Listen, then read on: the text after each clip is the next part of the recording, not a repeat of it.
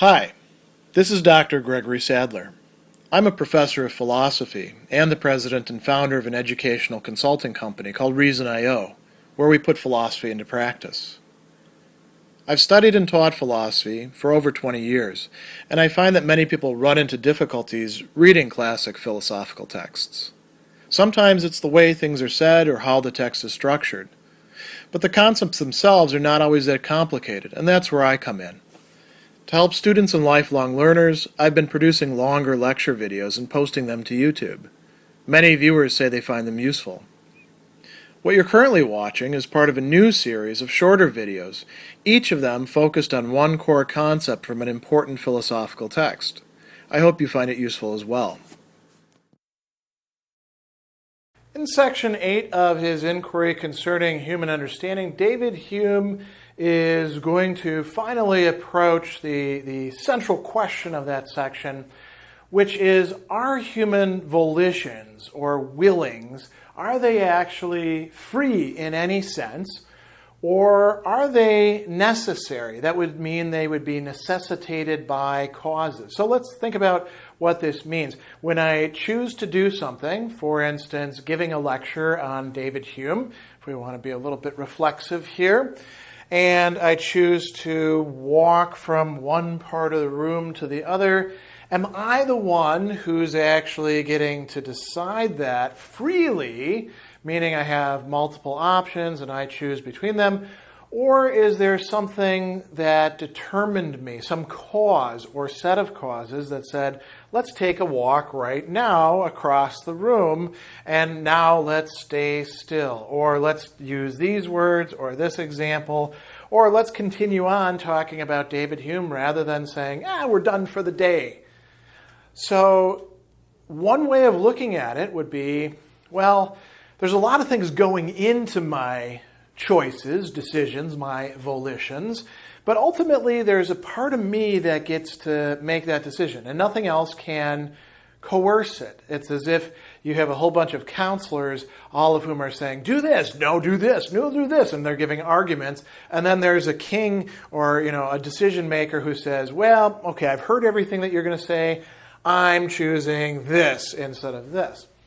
Or is it that we're kind of just along for the ride? We do, in fact, do our actions. We do, in fact, in some way choose them. But the choice has already been necessitated by all these other factors that are going into it, these causes. And then we just do something, you might say, a little extra in that we're the locus of agency, and we do the thing that all these causes led up to. So it's not as if we're totally superfluous, but we don't really have full decision-making capacity, right? And Hume, when he's finally getting to the nut of this, he says there's a wrong end and a right end to pick this up by. He really just talks about the wrong end. He says, it would seem that men begin at the wrong end of the question concerning liberty and necessity when they enter upon it by examining the faculties of the soul, the influence of the understanding, and the operations of the will. So they start out by looking at the things that are actually, in some respect, more murky. And who would he have in mind here? Prime example would be a rationalist like René Descartes, who says that, we can't really understand the body that well. Let's focus just on the mind. And, he does this in Meditation 2 and 3 and 4 and 5, and then only does he actually start in Meditation 6, getting back the body. And he's like, well, let's look at how these operations work. Meditation 4, there's a lot of discussion of the will right there and of the freedom of the will. And the idea that Descartes has is that it's easier to look at the mind, because the mind can scrutinize itself and make sense out of what's going on. And Hume says, no, that's actually a mistaken sort of approach. We're not as clear to ourselves as we'd like to think. We don't have this sort of transparency that the Cartesian cogito had. And so he says, what's the right end? Well, we should examine causation and necessity. He says, instead, let's discuss a more simple question, the question of the body and brute unintelligent matter, and see whether we can form any idea of causation and necessity except that of a constant conjunction of objects, that's one part, and subsequent inference of the mind from one to the other. What we observe is a constant conjunction. So, we hit the billiard ball, to use Hume's famous example, and the billiard ball hits another one. It communicates its motion to the second one. The second one, starts flying off. We didn't actually see a communication of motion. That's the causality that we were talking about there. All we really strictly observed is we hit the pool, we hit the billiard ball. We say pool here in America, right? With the cue, and the ball goes off, hits another one, and then the other one moves. And it happens over and over and over and over and over again. And so we have a constant conjunction. And similarly with other things. Hume says you're never going to find a case where fire doesn't actually burn whatever it's burning.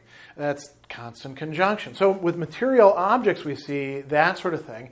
And then our mind is drawn, when it encounters one of these things, to infer the other. So when I'm actually shooting the pool or billiard ball, I hit it and I expect, by inference, custom, habit, that when that first ball goes off and it collides with the second ball, it will make the second ball work in that way. When I pop a candy into my mouth, I expect there to be a sweetness and for it to make me salivate, and for, if I have a little bit of hunger, to be, that assuaged. But if I have a lot of hunger, not really, right? Might actually awaken the appetite. Why? Because I've done it over and over and over and over again. If I poke myself in the eye, I know what to expect in that case too.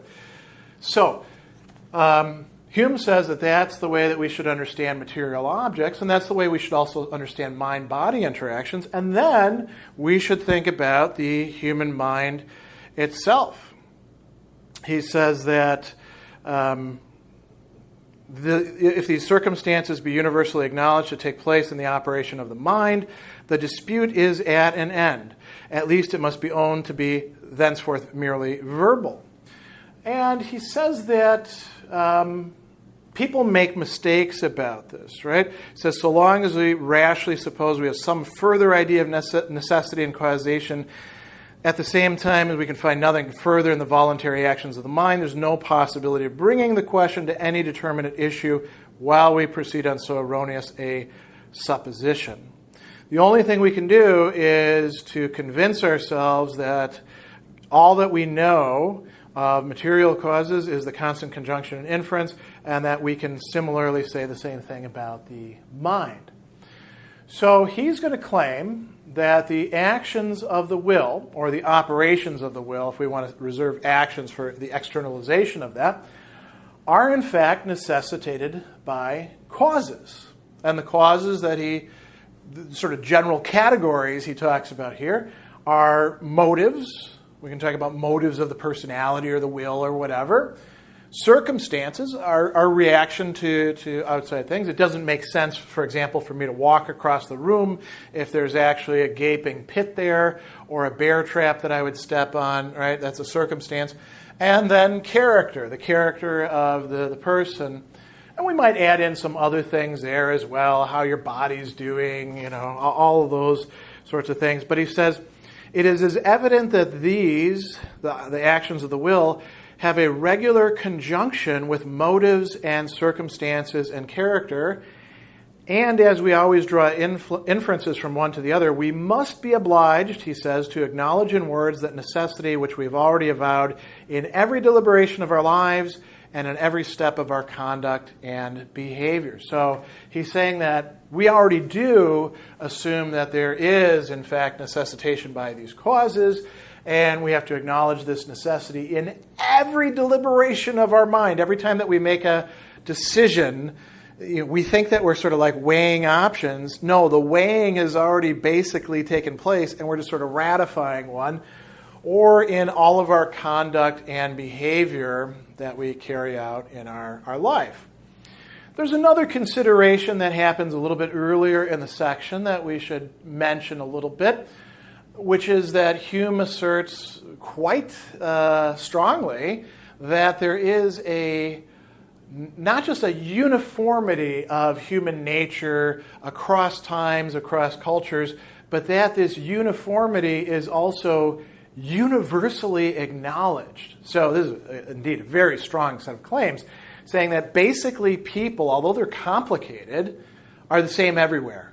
And so because I understand my own human nature, the human nature of my group, I can understand the human natures of everybody else. I can predict their actions or understand their actions after the fact. So I see their actions and then I can say, in these circumstances, this was probably motivated by greed. And I can even go beyond the probability and say, I think it definitely was greed or partisanship or generosity or whatever passion or motive we want to consider. So that's a really important assertion on Hume's part.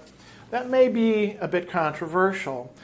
The other thing that he says a little bit earlier that I think is quite relevant here is talking about what he calls a connected chain of natural causes and voluntary actions. So Hume says that when we consider, this is his words, how aptly natural and moral evidence link together and form only one chain of argument, we shall make no scruple to allow that they are of the same nature and derive from the same principles. So what he's saying here is, if we think that causality and necessity works in the external world of matter and bodies, we should also acknowledge that it happens the same way with what he's calling moral evidence or voluntary actions, things that concern the will, motives, your dispositions, all those sorts of things. And they form one single comprehensive way of looking at things. He uses the metaphor of the chain, where all the links are basically, they might be colored different, but they're all the same metal, right? So our internal thoughts, volitions, the actions of our mind are no different than external things when it comes to these, except that we happen to be observing them from the inside. So he says that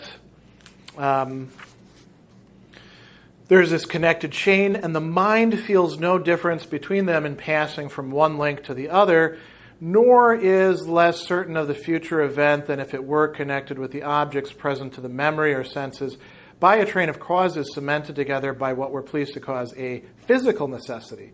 The same experienced union has the same effect on the mind, whether the united objects be motives, volitions, and actions, or figure and motion. So he's saying external things, bodies, matter, and what's going on in our mind, it's all the same stuff. It operates more or less the same way. We should come back as well to talk about a possible rebuttal of this that he handles in a footnote. He talks about people saying, well, wait a second, I actually have a feeling or experience of getting to choose things, of a, what he calls, a false sensation or seeming experience of liberty or indifference in many of our actions. He says, the necessity of any action is not, properly speaking, a quality in the agent, but in any thinking or intelligent being who may consider the action, and it consists chiefly in the determination of their thoughts to infer the existence of the action from some preceding objects. And he says, liberty, when opposed to necessity, is nothing but the want of that determination and a certain looseness or indifference when we feel in passing or not passing from one idea to another. And then he says, we notice that in reflecting on human action, we really don't feel this very often, and we can commonly infer actions with a considerable certainty from their motives and from the disposition of the agent. But sometimes when we're performing the actions, we're sensible of something like it.